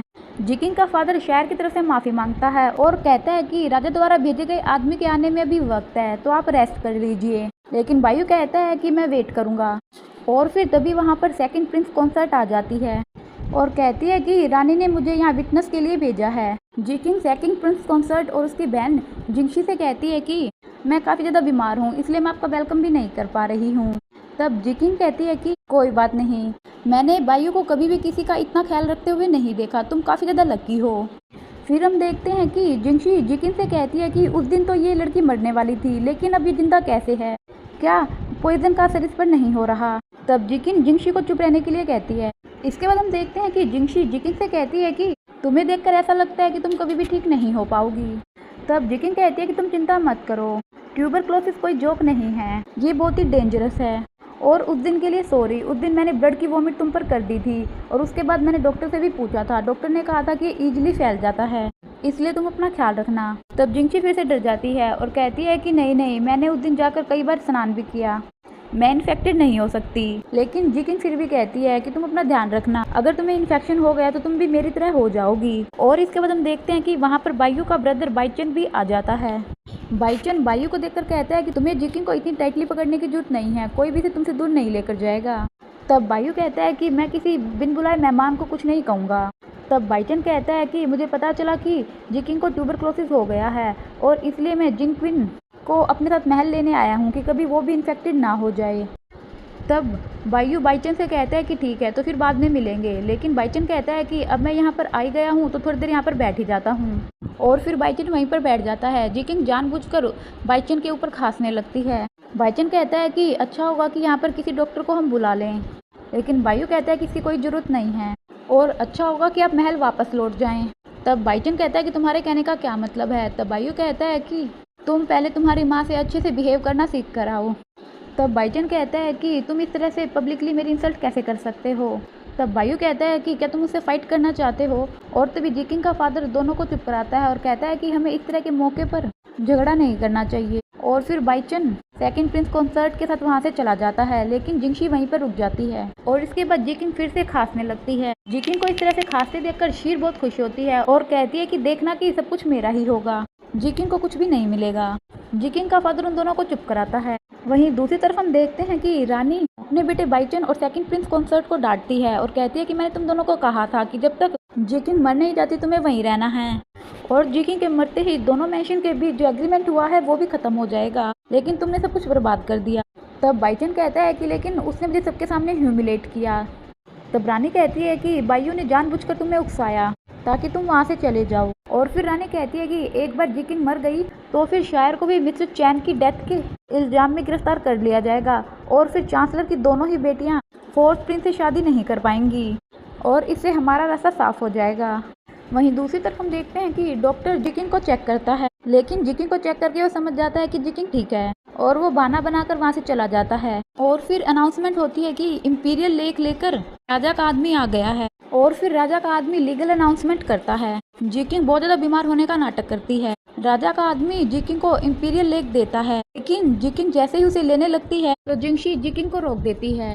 तब बायू जिंगशी से कहता है कि तुम राजा के ऑर्डर को कैसे मना कर सकती हो। और फिर बायू अपने आदमी से कहता है कि जिंगशी को कैद कर लो क्योंकि उसने राजा के ऑर्डर का विरोध किया है। और इसके बाद जिकिंग इंपीरियल लेक ले लेती है। सभी लोग जिकिंग को कॉन्ग्रेचुलेट करते हैं और जिकिंग एकदम से ठीक हो जाती है। सभी लोग उसे इस तरह से एकदम से ठीक होते देखकर एकदम हैरान हो जाते हैं। बायू जिकिंग से कहता है कि तुम तो बहुत जल्दी ठीक हो गई। तब जिकिंग कहती है कि मैंने जैसे ही इस इंपीरियल लेक को अपने हाथों में लिया मैं एकदम फ्रेश फील करने लगी। बायू जिकिंग से कहता है कि चलो हम भी अब हमारे मैंशन चलते हैं। तब जिकिंग का फादर बायू से कहता है कि अभी तक वेडिंग की डेट फिक्स नहीं हुई है तो अच्छा होगा कि जिकिंग यहीं पर रहे। तब बायू कहता है कि मुझे फॉर्मेलिटीज पसंद नहीं है, लेकिन जिकिंग अगर यहाँ पर रुकना चाहती है तो वो यहाँ पर रुक सकती है। तब जिकिंग कहती है कि अब मैं फोर्थ प्रिंस कॉन्सर्ट हूँ और अब आप जहाँ पर जाएंगे मैं भी आपके साथ ही जाऊंगी। अब इसके बाद जब राजा को सारी बात पता चलती है तो राजा रानी पर बहुत गुस्सा करता है और कहता है कि मैंने तुम पर विश्वास करके ही गलती की। तब रानी कहती है कि इन सब में मेरी कोई गलती नहीं है, मैंने जिकिंग को पॉइजन वाली चाय दी थी लेकिन पता नहीं वो जिंदा कैसे बच गई और इंपीरियल लेक भी बिल्कुल टाइम पर पहुंचा। तब राजा कहता है कि तुम लोग बिल्कुल यूजलेस हो, अगर उसने पॉइजन वाली चाय पी थी तो वो जिंदा कैसे है। 6 दिनों तक बायू भी उसकी हेल्प के लिए वहाँ पर नहीं था। तब रानी कहती है कि क्यों ना आप इस शादी को कैंसिल कर दें, लेकिन राजा कहता है कि मैं ऐसा नहीं कर सकता, इससे मेरी इमेज खराब हो जाएगी। बायू तांग्युंग की शान है और जल्दी ही जिलिंग का प्रिंस यहाँ पर आने वाला है और बायू के बिना कुछ भी हैंडल नहीं हो सकता। अब जिकिंग फोर्थ प्रिंस कॉन्सर्ट है इसलिए तुम इस बारे में भूल जाओ और जाकर मिस्टर चैन के मर्डर केस को इन्वेस्टिगेट करो। इसके बाद रानी अपने रूम में आ जाती है। रानी अपने बेटे बाइचन और अपनी बहू से कहती है कि राजा बहुत ज़्यादा गुस्से में हैं, लेकिन उन्होंने कहा है कि मैं मिस्टर चैन के मर्डर केस पर ध्यान दूं। इसका मतलब राजा अब भी नहीं चाहते कि जिकिंग फोर्थ प्रिंस कॉन्सर्ट बने। इसके बाद रानी अपने बेटे बाइचन से कहती है कि तुम उस पेपर को जुडिशियल ऑफिस में सबमिट कर दो जिस पर मिस्टर चैन ने अपने सारे क्राइम लिखे थे और उस पर साइन किया था। इससे साबित हो जाएगा कि शायर ने जिकिंग को फंसाने के लिए मिस्टर चैन को रिश्वत दी थी और इस तरह ये भी प्रूव हो जाएगा कि जिकिंग के पास मिस्टर चैन को मारने का एक मोटिव था, जिस वजह से जिकिंग और शायर दोनों ही हमारे रास्ते से हट जाएंगी। इसके बाद हम देखते हैं कि बायू अपने आदमी फिजिशियन गू से पूछते हैं कि क्या तुमने जिकिंग के बारे में पता लगाया। तब फिजिशियन गू कहता है कि हमें जिकिंग के बारे में कोई भी क्लू नहीं मिला, वो बचपन से ही चांसलर के घर में रही है। तब बायू जिकिंग की मदर के बारे में पूछता है। तब फिजिशियन गू कहता है कि जिकिंग की मदर तबाइफ घर में गाना बजाती थी और वो एक बहुत ही अच्छी चिन मास्टर थी और इसलिए चांसलर ने उनसे शादी कर ली, लेकिन शादी के कुछ सालों बाद वो मर गई। उनके कोई भी रिलेटिव नहीं थे और उन्हें मरे हुए काफ़ी साल हो चुके हैं, इसलिए उनके ट्रू बैकग्राउंड का पता लगाना बहुत मुश्किल है। इसके बाद फिजिशियन गु कहता है कि जिस तरह जिकिंग पर किसी भी पॉइजन का असर नहीं हो रहा, इस तरह के लोग तो सिर्फ आइसोलेटेड आइसलैंड के होते हैं। तब शैडो कहता है कि लेकिन उस स्थान पर तो जाना वर्जित है। तब फिजिशियन गु कहता है कि मैंने सुना था कि वो लोग साउथ सी के साउथ में रहते थे और आइसलैंडर पर किसी भी पॉइजन का असर नहीं होता है और वो लोग कभी भी लॉन्गिन कॉन्टिनेंट पर नहीं आते थे। तब बायू कहता है कि जब मैं छोटा था तो मैंने मानव कठपुतलियों के बारे में सुना था। तब फिजिशियन गु कहता है कि 20 साल पहले ऐसी अफवाह थी कि आइसलैंडर अचानक से बदल गए और वो मानव कठपुतलियां बन गई और फिर उन्होंने लॉन्गिन कॉन्टिनेंट पर हमला कर दिया और वो लोगों को मारने लगे, लेकिन नंजाऊ के राजा ने उन्हें लॉन्गिन कॉन्टिनेंट से भगा दिया और सबकी रक्षा की और फिर अचानक से पूरा का पूरा आइसोलेटेड आइसलैंड गायब हो गया। उसके बाद किसी ने भी आइसलैंडर्स को नहीं देखा। तब बायू पूछता है कि क्या इस बात का कोई गवाह है कि सच में आइसलैंडर्स थे। तब फिजिशियन गु कहता है कि नंजाऊ फैमिली के कुछ रॉयल मेंबर्स इस बात की गवाही देते हैं। तब शैडो कहता है कि पता नहीं ह्यूमन कठपुतलियां कैसी दिखती होंगी और मुझे नहीं लगता कि फोर्थ प्रिंस कॉन्सर्ट वैसी दिखती हैं।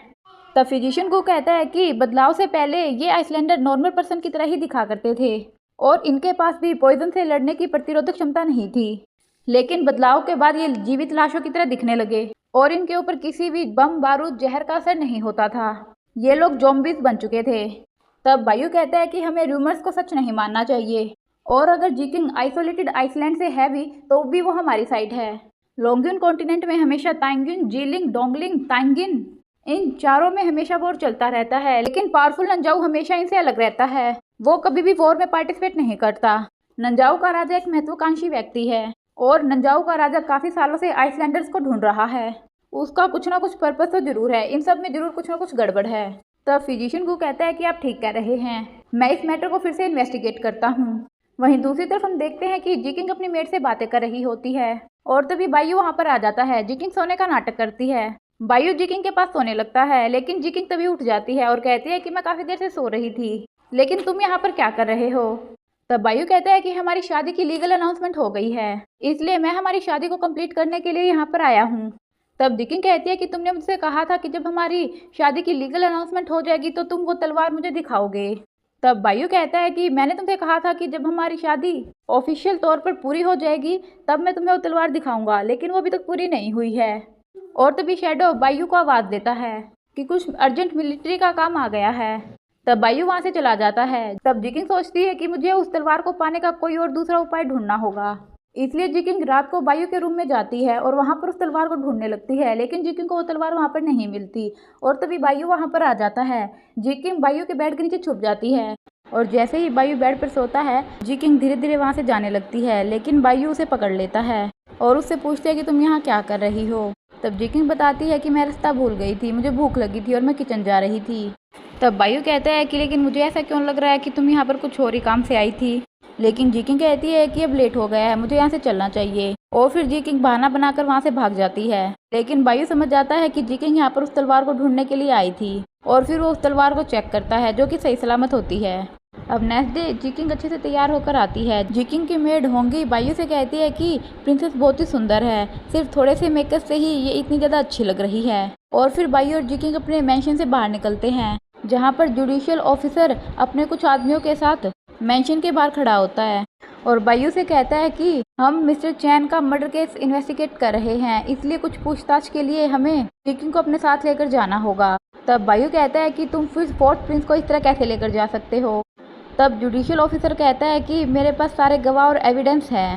तब बायू उन एविडेंस को दिखाने के लिए कहता है, लेकिन ऑफिसर कहता है कि वो सभी कॉन्फिडेंशियल है और हमने राजा को वो सब दिखा दिए हैं। सभी गवाह जिकिंग की तरफ इशारा करते हैं और राजा ने जिकिंग के लिए अरेस्ट वारंट जारी किया है। लेकिन बायू कहता है कि मैं भी देखता हूँ कि तुम फोर्थ प्रिंस को कैसे यहाँ से लेकर जाते हो। लेकिन तभी जिकिंग बायू से कहती है कि ये राजा का ऑर्डर है, इसलिए हम इसे अपोज नहीं कर सकते और तुम चिंता मत करो, मैं सब कुछ हैंडल कर लूंगी। तब बायू कहता है कि ठीक है, मैं तुम्हें कुछ भी नहीं होने दूंगा। और फिर जिकिंग जुडिशियल ऑफिस जिंगबाओ के साथ चली जाती है। इसके बाद हम नेक्स्ट सीन में रानी और उसके बेटे बाइचन को देखते हैं। बाइचन अपनी मदर से कहता है कि देखना इस बार एन फैमिली बच नहीं पाएगी। तब रानी कहती है कि इस बार सारे सबूत है, जिकिंग को जेल हो जाएगी और हैंडशायर की रेपुटेशन खराब हो जाएगी, इस तरह दोनों ही हमारे रास्ते से हट जाएंगे। अब इसके बाद हम देखते हैं कि बायू अपने फादर राजा के पास जाता है। राजा बायू को चैन फैमिली मर्डर केस के सारे विटनेसेस एविडेंस दिखाता है और कहता है कि मैंने उनसे पहले ही कहा था कि वो लड़की फोर्थ प्रिंस कॉन्सर्ट बनने के लायक नहीं है, लेकिन तुमने मेरी बात नहीं मानी। और क्या अब भी तुम उस मर्डर से शादी करना चाहते हो? अच्छा होगा कि तुम इस शादी को तोड़ दो। तब बायू कहता है कि केस अभी ट्रायल में है, हैन जी किंग अभी भी मर्डर प्रूव नहीं हुई है। तब राजा कहता है कि तुम्हें अभी भी लगता है कि ट्रायल की ज़रूरत है। तब बायू कहता है कि अगर जी किंग ने कन्फेशन कर लिया कि वो मर्डर है तो मैं इस शादी को रद्द कर दूंगा, लेकिन अगर ऐसा नहीं हुआ तो मैं शादी कैंसिल नहीं करूंगा। इसके बाद बायू अपने फादर से कहता है कि उस दिन इंपीरियल लेटर लेते हुए जिंगशी ने जी किंग रोका था, जो कि बहुत बड़ा गुनाह है, इसलिए मेरे आदमियों ने उसे पकड़ लिया। वो अब भी मेरे ही महल में है। मैं आपसे पूछना चाहता हूँ कि हम उसके साथ क्या करें?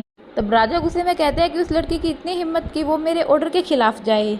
तब बायू कहता है कि मैं आपके डिसीजन का वेट करूंगा। और इसके बाद बायू राजा के महल से बाहर आ जाता है और अपने आदमी शैडो से कहता है कि जिंगशी पर नजर रखना। तब शैडो कहता है कि मैंने उसके लिए और गार्ड्स तैनात कर दिए हैं, और अगर राजा ने उसे छुड़ाने के लिए अपने आदमी भेजे तो वो उसे नहीं छुड़ा पाएंगे। इसके बाद बायू शैडो से कहता है कि जिन 2 लोगों को तुमने मारा था और सब अर्बन एरिया में दफनाया था, कुछ विलेजर्स से कहो कि वो उन्हें खोदकर बाहर निकाले और गवर्नमेंट ऑफिस में रिपोर्ट करे, क्योंकि उन्हीं 2 लोगों ने मिस्टर चैन को मारा था। वहीं दूसरी तरफ हम देखते हैं कि जी किंग को एक रूम में बंद करके रखा होता है, और तभी वहां पर बायू जाता है जिसने अपने चेहरे पर सिल्वर मास्क लगा रखा होता है। जी किंग उसे नहीं पहचान पाती। जी किंग उस आदमी से पूछती है कि तुम यहाँ अंदर कैसे आए और तुम कौन हो, लेकिन बायू से अपने बारे में नहीं बताता, और जी किंग और बायू के बीच हाथापाई हो जाती है। जी किंग बायू का मास्क हटाने की कोशिश करती है और बायू के गले में काट लेती है। तब बायू कहता है कि मैं यहाँ पर तुम्हारे ही काम से आया हूँ, और कहता है कि जिन 2 लोगों ने मिस्टर चैन को मारा था उन दोनों को मारकर मैंने सब अर्बन एरिया में दफना दिया था, लेकिन अब उनकी लाशें कुछ विलेजर्स ने ढूंढ ली है, इसलिए तुम इस बात का यूज कर सकती हो। और फिर वो सिल्वर मास्क वाला आदमी यानी बायू वहाँ से भाग जाता है। इसके बाद होंगी वहाँ पर आती है और जी किंग को खाना देती है, और फिर जी किंग होंगी के कान में एक काम करने के लिए कहती है। इसके बाद जी किंग होंगी से पूछती है कि फोर्थ प्रिंस क्या कर रहे हैं। तब होंगी बताती है कि जैसे ही आपको गिरफ्तार किया गया तो फोर्थ प्रिंस राजा से मिलने के लिए गए थे और उन्हें आपकी काफी ज्यादा चिंता हो रही है। वहीं दूसरी तरफ हम देखते हैं कि अपने गले के निशान को देख रहा होता है जहां पर जी किंग ने काटा था, और वो उसे देखकर हंस रहा होता है। तभी वहां पर शैडो आता है और वो बायू को बताता है कि राजा खुद पर्सनली इस केस की सुनवाई करेंगे, लेकिन आपको इन सबसे दूर रखा गया है। अब हम नेक्स्ट डे देखते हैं जहाँ पर सुनवाई की जाती है और जी किंग को राजा के सामने लाया जाता है, और वहाँ पर पूरी हैन फैमिली भी होती है। जुडिशियल ऑफिसर जिंगबो शायर और जी किंग से कहता है कि सभी एविडेंस हमारे पास है, इसलिए अच्छा होगा कि तुम कन्फेस कर लो कि तुमने ही मिस्टर चैन का मर्डर किया है। लेकिन जी किंग कहती है कि मैं निर्दोष हूँ, मैं कन्फेस क्यों करूँ। और तभी वहाँ पर मिस्टर चैन के पेरेंट्स आते हैं जो राजा से कहते हैं कि हमारे बेटे को बहुत बुरी तरह से मार दिया गया, प्लीज हमें जस्टिस दो। हमारे बेटे को चांसलर हैन फैमिली के द्वारा मारा गया है क्योंकि मेरे बेटे ने जी किंग की इंसल्ट की थी। जुडिशियल ऑफिसर उन दोनों से पूछते कि क्या तुम्हारे पास कोई गवाह है या कोई सबूत है। तब वो दोनों एक पेपर दिखाते हैं और कहते हैं कि मरने से पहले हमारे बेटे ने खुद इस पेपर पर सब कुछ लिखा है। जिंगबो उसे राजा को दिखाता है और कहता है कि इसमें लिखा गया है कि शायर ने शॉपकीपर चैन के साथ मिलकर जी किंग को फंसाया था, और होटल में उस इंसिडेंट के बाद नेक्स्ट डे मिस्टर चैन को बहुत बुरी तरह से मार दिया गया। तभी शायर सबके सामने कहती है कि मैंने मिस्टर चैन को नहीं मारा है, उस रात मैं अपनी मदर और फादर के साथ डिनर कर रही थी, और इस बात की गवाह हमारे सर्वेंट और महल के काफ़ी सारे लोग हैं। इसके बाद राजा जी किंग से पूछते हैं कि उस रात तुम कहाँ पर थी। तब जी किंग कहती है कि उस रात मैं अपने रूम में थी। तब राजा पूछते हैं कि क्या इस बात का कोई गवाह है। तब जी किंग कहती है कि नहीं, उस बात का कोई भी गवाह नहीं है। तब जुडिशियल ऑफिसर कहता है कि नहीं, तुम उस रात अपने घर पे नहीं थी, तुमने ही मिस्टर चैन का मर्डर किया है। तब जी किंग कहती है कि इन एविडेंस से सिर्फ ये प्रूव होता है कि मेरे पास मिस्टर चैन को मारने का मोटिव था, लेकिन इनसे ये प्रूव नहीं होता कि मैंने मिस्टर चैन को मारा है। तब जुडिशियल ऑफिसर कहता है कि क्या तुम इस बात को प्रूव कर सकती हो कि तुमने मिस्टर चैन को नहीं मारा है। तब जी किंग कहती है कि मैं एक बार फिर से यहीं पर मिस्टर चैन का ऑटोप्सी करवाना चाहती हूँ, वो भी एक ऐसे इंसान से जो सिर्फ ना मिस्टर चैन की डेथ का टाइम बता सकता है बल्कि ये भी बता सकता है कि किस वेपन का यूज करके मिस्टर चैन को मारा गया है और वो इंसान किस तरह का होगा। तब राजा उस आदमी को बुलाने के लिए अलाउ कर देता है। तब जी किंग कहती है कि मैं शाही जी को ऑटोप्सी के लिए बुलवाना चाहती हूँ कि तांग्यू में सबसे बेस्ट है। तभी वहीं पर खड़ा बाईचंद सोचता है कि लेकिन जायशी तो बहुत पहले ही सब कुछ काम छोड़कर संन्यास ले चुके हैं, तो फिर हैन जिकिंग ने उन्हें यहाँ पर कैसे बुलवाया? ये जरूर फोर्स प्रिंस का काम होगा। और फिर तभी वहाँ पर शाई जी आता है और वो मिस्टर चैन की बॉडी को इंटेरोगेट करता है और बताता है कि जिसने भी इसे मारा है वो कम से कम 5 से 6 फीट लंबा होगा और वो जरूर एक आदमी है, और जिस तरह के वेपन का यूज़ किया गया है इस आदमी को मारने के लिए वो भी काफ़ी स्पेशल है। और फिर वो आदमी राजा से कहता है कि कल ही कुछ विलेजर्स ने 2 आदमियों को अर्बन एरिया में मरे हुए पाया था, और जब मैंने उन दोनों आदमियों को इन्वेस्टिगेट किया और उनके पास जो भी वेपन्स थे और इस बॉडी के ऊपर जिस तरह का घाव है ये जरूर उसी तलवार से दिया गया है। मैंने इन सब की रिपोर्ट जुडिशियल ऑफिस में भी सबमिट करवा दी थी, शायद जिंगबाओ ने इस पर ध्यान नहीं दिया। तब राजा शाईजी से कहता है कि तुम्हारे कहने का क्या मतलब है? तब शाईजी कहता है कि मिस्टर चैन को जरूर उन दोनों लोगों ने ही मारा है। तब जिकिंग कहती है कि शाईजी ने प्रूव कर दिया कि मैंने मिस्टर चैन को नहीं मारा है, प्लीज मेरे साथ जस्टिस कीजिए। तब राजा अपने एक आदमी से पूछता है कि आखिर वो दोनों लोग कौन थे? तब वो आदमी बताता है कि वो दोनों गार्ड हमारे महल के 1st क्लास के गार्ड थे। तब राजा कहता है कि फिर उन्हें मिस्टर चैन को मारने का ऑर्डर किसने दिया? तो वो आदमी कहता है कि कुछ दिन पहले हमारे 2 1st क्लास के सोल्जर गायब हो गए, लेकिन मैंने डर की वजह से किसी को भी कुछ नहीं बताया। तब राजा कहता है कि तुम्हारी गलती की वजह से मिस्टर शैन और हमारे 2 गार्ड मारे गए, इसलिए मैं तुम्हें तुम्हारी नौकरी से निकालता हूँ। और इसके बाद राजा जिंगबो से कहता है कि तुम चैन फैमिली के मर्डर केस को इन्वेस्टिगेट कर रहे थे और तुमने एविडेंस को इस तरह से प्रेजेंट किया जिससे फोर्थ प्रिंस गिल्टी प्रूव हो जाए। तुमने फोर्थ प्रिंस को फ्रेम करने की कोशिश की है। और फिर राजा जिंगबाओ को गिरफ्तार करवाने का ऑर्डर देता है, जिससे रानी और उसके बेटे बाईचन का सारा गेम उल्टा पड़ जाता है। वहीं हम देखते हैं कि पहले दिखाए गए दोनों भिखारी टाइप के लोग भी इस केस को देख रहे होते हैं, और एक आदमी दूसरे आदमी से कहता है कि फोर्थ प्रिंसेस काफी ज्यादा स्मार्ट है और उन्होंने सब कुछ मैनेज करके इन सब से बाहर निकल गई, हमें उसे अंडर एस्टिमेट नहीं करना चाहिए। इसके बाद जी किंग राजा से कहती है कि मिस्टर शैन के कबूलनामे से हमें पता चलता है कि शायर ने शॉपकीपर चैन के साथ मिलकर मुझे ह्यूमिलेट करने की कोशिश की थी, तो अब आपका क्या डिसीजन है? तब जी किंग का फादर राजा से कहता है कि जिन 2 लोगों ने मारा है हो सकता है कि उन दोनों ने फोर्सफुली मिस्टर चैन से वो कबूलनामा लिखवाया हो, प्लीज इस केस को अच्छी तरह इन्वेस्टिगेट कीजिए। तब राजा कहता है कि क्योंकि अभी सबूत सफिशिएंट नहीं है तो मैं जजमेंट नहीं ले सकता। तब जी किंग कहती है कि मैं आपके फैसले का इंतजार करूंगी। और वहीं पर हम देखते हैं कि बायू सिल्वर मास्क लगाकर चुपके से पूरी कोर्ट हियरिंग देख रहा होता है, और राजा के वहां से जाने के बाद जी किंग भी सिल्वर मास्क वाले आदमी को देख लेती है और जी किंग उसका पीछा करती है, लेकिन सिल्वर मास्क वाला आदमी वहां से भाग जाता है और जी किंग उसे नहीं पकड़ पाती। अब नेक्स्ट सीन में हम देखते हैं कि जी किंग अपनी मेड के साथ होती है और वो बायू से मिलती है। जी किंग बायू से पूछती है कि तुम कहाँ थे, तुमने कोर्ट ट्रायल अटेंड क्यों नहीं किया? तब बायू कहता है कि मुझे कुछ इम्पोर्टेंट काम था, लेकिन मैंने सुना कि तुमने सब कुछ अच्छे से हैंडल कर लिया। तब जी किंग खुद ही सोचती है कि इसने तो कहा था कि ये मुझे प्रोटेक्ट करेगा, लेकिन ये तो वहाँ पर आया भी नहीं। इसके बाद जी किंग बायू की तरफ देखते हुए कहती है कि इतनी गर्मी में भी आपने हाई कॉलर्स कपड़े क्यों पहन रखे हैं? तब बायू कहता है कि मुझे गर्मी नहीं लगती। और फिर वो होंगी से कहता है कि जी किंग को भी कपड़े खरीदने के लिए मार्केट लेकर जाओ, और बायू वहाँ से चला जाता है। फिर जी किंग होंगी से पूछती है कि जायशी को बुलाने के लिए क्या तुमने फोर्थ प्रिंस का नाम यूज किया था? तब होंगी बताती है कि हाँ, लेकिन शायजी पहले से ही तैयार बैठा था, जैसे कि पहले ही उसे ये न्यूज मिल चुकी थी।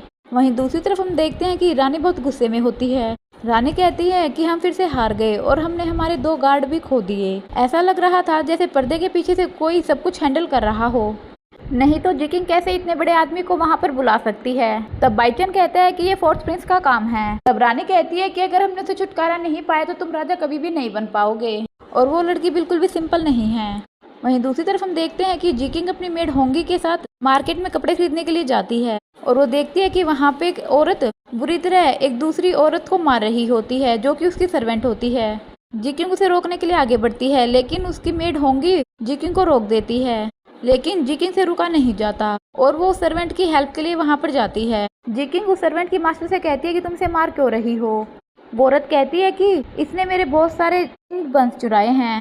तब जी किंग उन बंस के उस औरत को 10 सिल्वर कॉइंस दे देती है, जिस बात से खुश होकर वो औरत कहती है कि अब से ये तुम्हारी सर्वेंट हुई। जिकिंग उस सर्वेंट से पूछती है कि तुमने ये बंस क्यों चुराए हैं और इतने सारे बंस क्या तुमने खुद के लिए अकेले के लिए चुराए हैं। लेकिन वो सर्वेंट वाली औरत वहां से भाग जाती है। तब जिकिंग होंगी के साथ उसका पीछा करती है। जिकिंग उस सर्वेंट वाली लड़की का पीछा करते हुए एक जगह पर पहुंचती है और देखती है कि वहां पर काफी सारे बच्चे होते हैं जिन्हें वो सर्वेंट वाली लड़की खाना देती है जिसे उसने चुराया था। सभी बच्चे जिकिंग को वहां पर देखकर डरने लगते हैं, लेकिन जिकिंग कहती है कि तुम लोग डरो मत, मैं बुरी पर्सन नहीं हूँ। जिकिंग उस सर्वेंट वाली लड़की से पूछती है कि क्या तुम ही इन सब की देखभाल करती हो। तो वो सर्वेंट वाली लड़की कहती है कि कुछ दिन पहले सभी के सभी बीमार हो गए और अब सिर्फ मैं ही ठीक हूँ। तब जिकिंग होंगी से कहती है कि जाओ जाकर इन सब के लिए एक डॉक्टर का इंतजाम करो और साथ ही सभी के लिए खाने का भी इंतजाम करो। तब वो सर्वेंट वाली लड़की जिकिंग को थैंक यू बोलती है और कहती है कि आज से मैं आपकी सर्वेंट हूँ। तब जिकिंग उससे उसका नाम पूछती है। वो कहती है कि मेरा कोई नाम नहीं है। तब जिकिंग कहती है कि मैंने तुम्हारे लिए 10 सिल्वर कॉइन खर्च किए हैं, इसलिए आज से तुम्हारा नाम 10 है। ये सब कुछ वो दोनों भिखारी टाइप वाले लोग देख रहे होते हैं। वहीं दूसरी तरफ हम देखते हैं कि बायू के पास बायू के दोनों आदमी फिजिशियन गू और शेडो आते हैं। फिजिशियन गू बायू को एक कागज देता है और कहता है कि हमें ये नंजाओ के संग्रहालय से मिला है, ये आइसोलेटेड आइसलैंड का कुल चिन्ह है। और शेडो कहता है कि नंजाऊ एक ऐसा देश है जहाँ पर हर जगह के अलग अलग कुल चिन्ह हैं। तब बायू उस चिन्ह को देखकर कहता है कि ये तो वही चिन्ह है जो उस तलवार पर है जिसे मेरी माँ ने बचपन में मुझे दिया था। तब फिजिशियन गू पूछते हैं कि क्या कभी इसके बारे में किसी और ने भी जिक्र किया है। तब बायू को जिकिंग की याद आती है कि जिकिंग ने कहा था कि बचपन में उसने इस तलवार को अपनी माँ के पास देखा था। अब नेक्स्ट सीन में हम देखते हैं कि जिकिंग 10 को अपने साथ महल लेकर आती है। एक मेड आकर जिकिंग को बताती है कि फोर्ट प्रिंस काफ़ी देर से खाने के लिए आपका वेट कर रहे हैं। तब जिकिंग होंगी से कहती है कि जाओ जाकर 10 को तैयार करके ले आओ और वो खुद बायू के पास जाती है। बायू जिकिंग से पूछते हैं कि तुम इतनी देर तक कहाँ थी। तब जिकिंग कहती है कि तुमने ही तो मुझे कपड़े खरीदने के लिए बाजार भेजा था, मुझे सब थोड़ी देर हो गई। तब बायू कहता है कि तुम इतनी देर से आई हो तो तुम जरूर कुछ बाहर से खाकर ही आई होगी और अब मेरा भी पेट भर चुका है। और फिर बायू अपने सर्वेंट से कहता है कि सारा खाना उठा दो, लेकिन जिकिंग कहती है कि नहीं नहीं मुझे अभी भी भूख है। लेकिन सर्वेंट सारा खाना उठाकर वहाँ से ले जाते हैं और बायू भी वहाँ से चला जाता है। जिकिंग कहती है कि तुम्हें क्या लगता है कि तुम अगर मुझे खाना नहीं दोगे तो क्या मैं भूखी रह जाऊंगी, आज मैं अपना खाना खुद बनाऊंगी।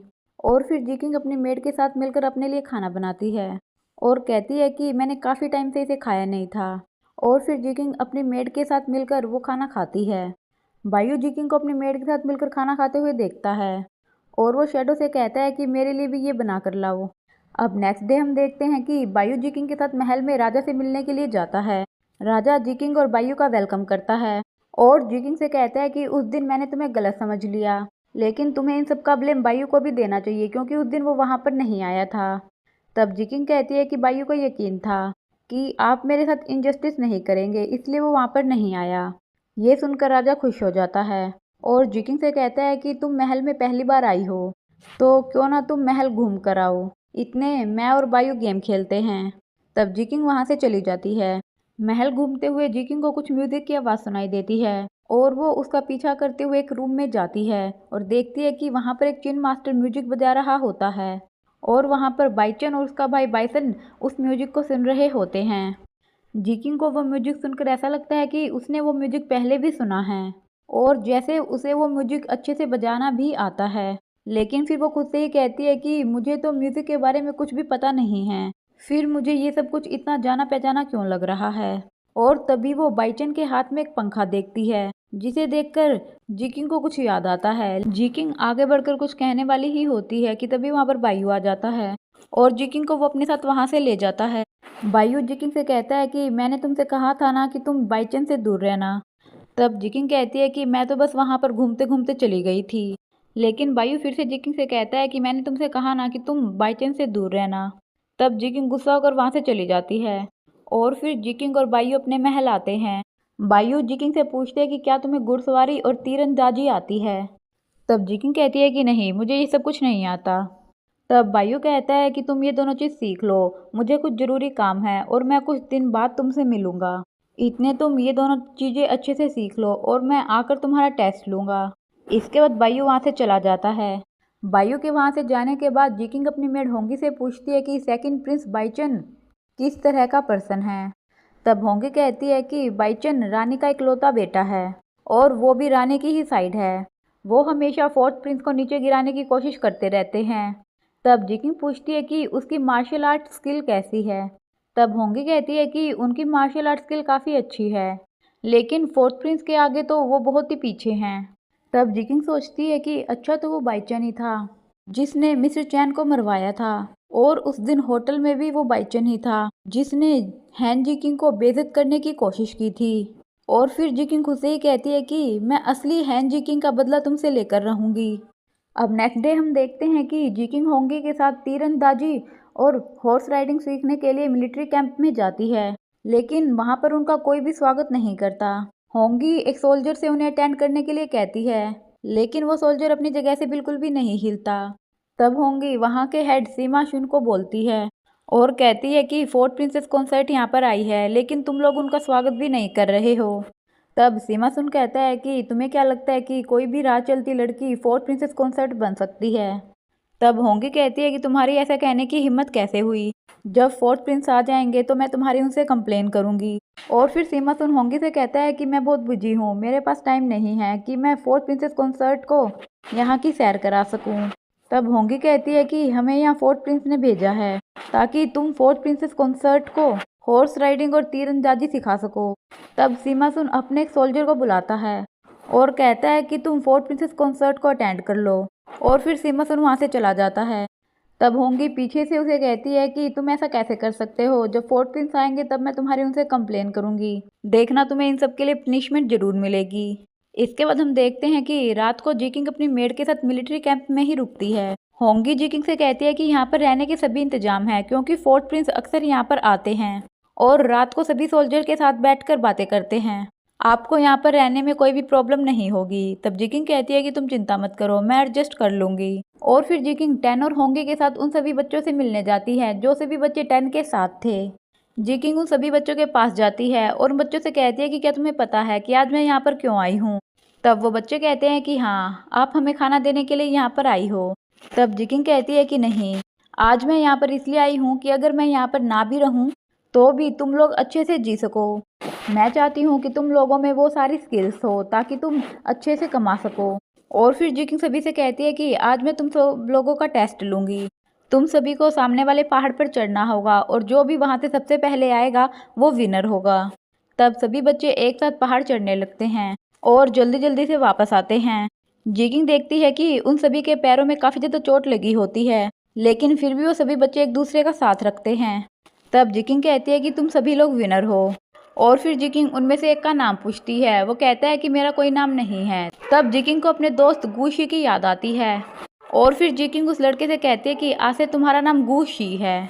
वहीं दूसरी तरफ हम बायू को देखते हैं। बायू शैडो से पूछते हैं कि जिकिंग आजकल क्या कर रही है। तब शैडो कहता है कि आजकल फोर्थ प्रिंसेस कॉन्सर्ट कुछ भिखारियों के साथ मिलकर एक टीम बना रही है। वो सभी पहाड़ पर चढ़ रहे हैं और उतर रहे हैं। उनका बिहेवियर काफ़ी ज़्यादा स्ट्रेंज लग रहा है। तब बायू कहता है कि तुम उस पर नज़र रखना। अब नेक्स्ट डे हम देखते हैं कि बायू जिकिंग से मिलने के लिए मिलिट्री कैंप में आता है। बायू जिकिंग से पूछते हैं कि क्या तुमने घुड़सवारी सीख ली। तब जिकिंग कहती है कि सीमा सुन ने हमें अटेंड ही नहीं किया, वो शायद मुझे सिखाना ही नहीं चाहते थे। तब बायू सीमा सुन से पूछते हैं कि तुमने ऐसा क्यों किया।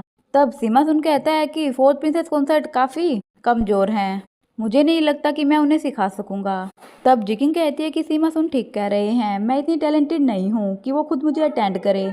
तब बायू जिकिंग को अपने साथ घुड़सवारी के लिए ले जाता है और दोनों घुड़सवारी करते हैं और यहीं पर एपिसोड खत्म हो जाता है। अगर आपको एपिसोड पसंद आया हो तो मेरे चैनल को सब्सक्राइब कीजिए और वीडियो को लाइक कीजिए। Thank you.